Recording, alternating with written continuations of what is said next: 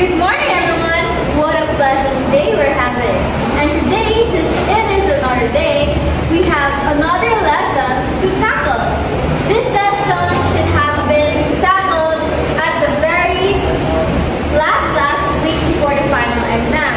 However, since we are late, we're going to tackle it through video. Yes. Our report is all about the attributes of a peace educator. We all know the word educator and the word peace. If we are going to combine the two, we have peace educator. As an individual who aims to implement peace in our surroundings, specifically we are teacher educators and some of the courses as well aim to have a peaceful environment. So how do we acquire these qualities to become an effective peace educator? So here we have a different qualities or attributes that a peace educator should have. Now, the phrase "the medium is the message" used in a school setting.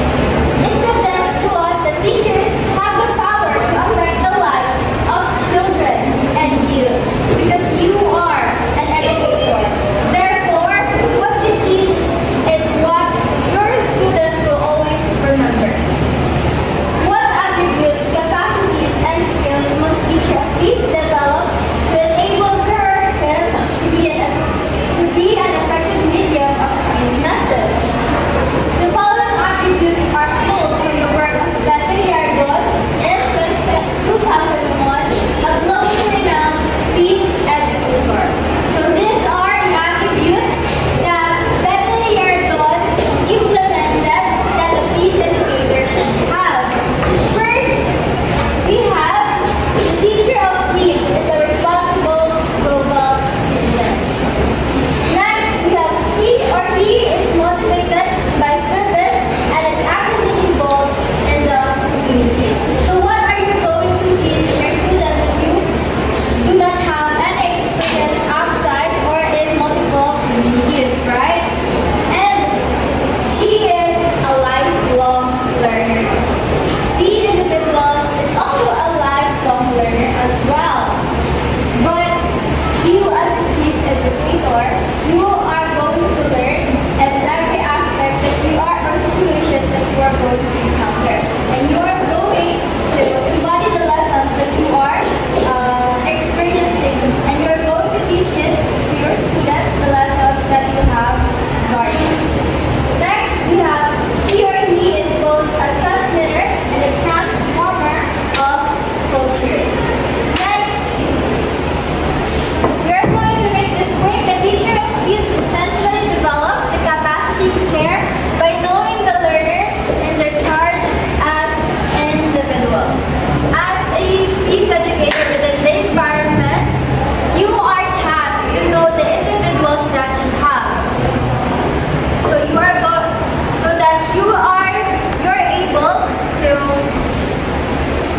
able to know and care the individuals that you are handling. So next, she or he is an inquirer.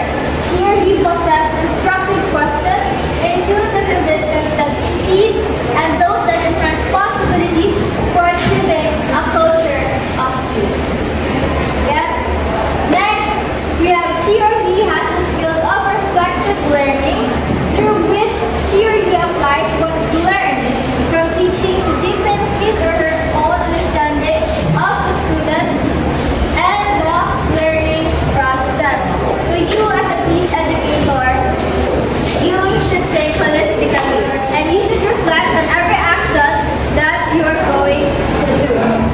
Now, next we have a teacher of peace has the skills of communication and conflict resolution. From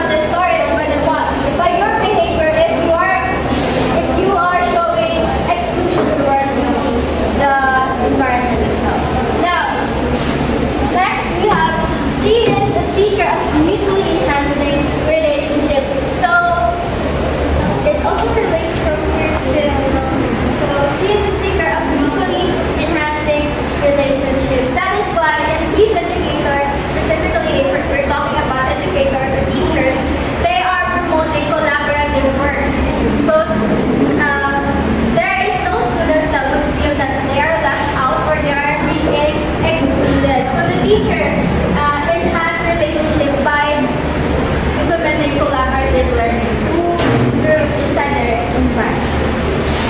In that case, anyone would be able to participate, collaborate, and have a discussion, and that would eventually build a relationship between the people inside the environment. Next, she or he is gender sensitive and alert to any possibility of gender bias in self or students. So there are many situations. For example, if I were a peace educator or I am an educator and I am a male, then I would favor those male students. Sometimes I have also experienced that during my junior high school years. So that is a no-no if you're aiming to become a peace educator. Next, there's also a saying that you should not cross the line inside the environment, inside the school environment, right? So you should not apply your beliefs and push it inside your students or environment. No, you should not do that. Next, lastly we have a nature of peace is constructively critical. Now, what are further attributes of a peace educator that we are going to encounter through this lesson? Mr. Raymark Samson will continue the report and tackle more of how you become a peace educator. Thank you, Miss Andrea. Once again, good morning. By the way, I am Raymark Samson. Patuloy natin itong mag-report dito sa ating peace education. So, in the teacher training that the Center for Peace Education has conducted over the last several years in the Philippines. So ito pala ang mga kailangan natin as become a teacher training as a peace education. So first is passionate for peace. So kailangan natin i-passionate sa mga estudyante natin dahil kailangan natin matuto o kailangan natin magturo ng maayos dahil tayo ang isang guro. Next is compassionate, concerned tayo. So dapat papamustahin natin ang ating estudyante. Kamusta ang kalagayan nila? Okay lang ba sila? So ganito talaga tayo na bilang isang guro. Next is caring, encouraging, understanding. Dapat intindihin natin ang kalagayan kung bakit hindi sila nakikinig, kung bakit sila palaging nakatupok sa labas, minsan ginagamit. Ang ibig sabihin nun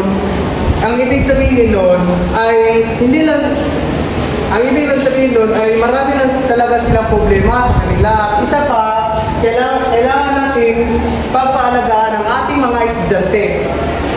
Next is gentle and tethering and non-tethering. So, dapat be gentle po tayo sa ating pagturo dahil kailangan po natin isang guro na magiging magalang. At isa pa, kailangan natin dapat mag-cooperate sa ating mga estudyante. Next is fair, impartial. So,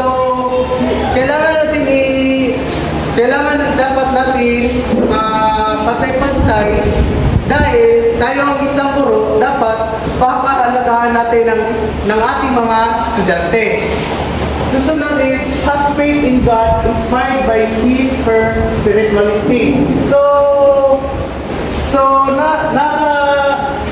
kailangan natin yung na magdasal bago tayo mag-report ay magkaklase dahil sa umpisa pa lang dapat magdadasal tayo dahil sa ating klase kailangan talaga ng ating Panginoon. Kailangan talaga natin yung Panginoon. Next is facilitators of learning rather than source of authority. Kailangan natin matutunan ng ating mga estudyante dahil kailangan talaga ng mga guro kailangan talaga mga estudyante na matuto sila sa ating pinagpaaralan natin. Kasi nandito sila sa paaralan para makatuto sila or meron silang knowledge. Next one is tolerant, open, respectful of the ideas of others. So, being respectful po tayo. So, bilang isang guro at isa pa, kung sa klase natin, dapat klase ng ating inatuto sa ating mga estudyante. At isa pa, bawal po tayong sasabi ng mga problema natin sa mga estudyante. Dahil kung isasabi natin sa problema natin bilang guro, ay parang hindi ka na nagagana sa pagpasok ng klase. Dapat being respectful po tayo. At isa pa, dapat pahalagahan natin ang mga estudyante at yung pagtuturo natin is about sa klase lang natin.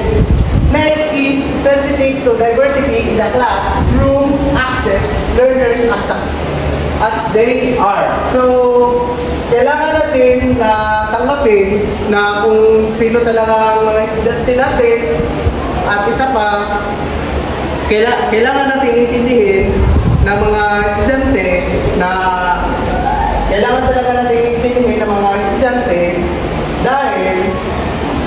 dahil mga estudyante ngayon, very sensitive talaga. Kung mapanakit ka talaga, hindi mo alam na i-stitch ka nila, isusumbong ka nila sa mga magulang, dapat being respectful tayo at tanggapin natin kung anong sinasabi nila sa atin.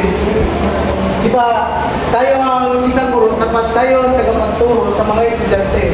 Next is open to sharing relevant personal stories. So, kung gusto mo talaga magsasabi ng sa mga problema mo sa buhay or gusto mo talaga i-share, ay dapat yung mga kagandahan, kumbaga nagmamasyal kayo, yung mga ikakabutin yung ipag-share sa mga estudyante. So, ito talaga, open sharing po tayo. Kung yung mga papaganda ng loob, hindi yung mga masama ng loob. Next is skill in eliciting thoughts and posing reflective questions. So, kailangan natin, as a PACE educator, kailangan natin magturo ng mga gamit ng teknolohiya. So, isa na yan sa skill. At isa na din yan sa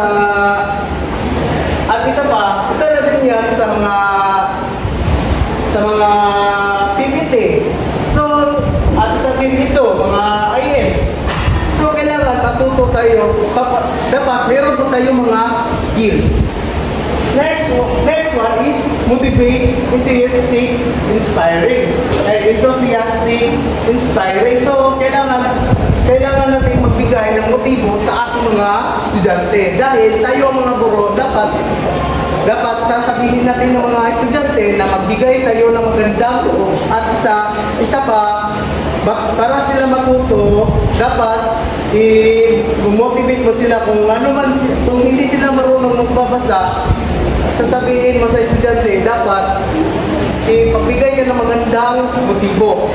Next is joyful, not wanting in humor. So, kailangan kung bilang estudyante, kung bilang guro tayo o PACE educator, dapat maging masayahin po tayo na bilang guro. Dahil ang mga guro, dapat palagi silang masaya, hindi sila nagtanim ng mga galit, at hindi sila naglulungkot. Dapat sa bilang guro, dapat maging masayahin po tayo at maging pakisama tayo sa mga estudyante.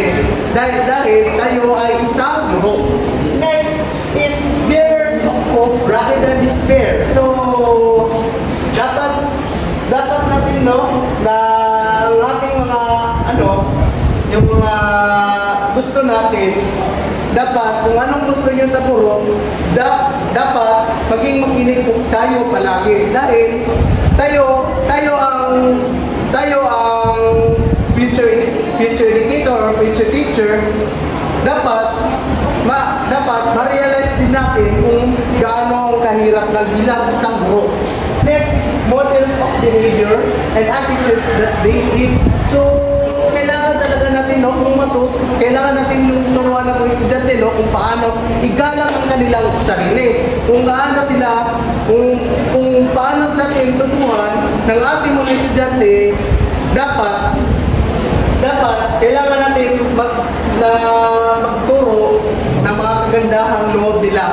Dahil ang isa ay dahil sa high school pa lang sa elementary, meron na yan yung subject or EPP or ESP, edukasyon sa pagkakatao. So kailangan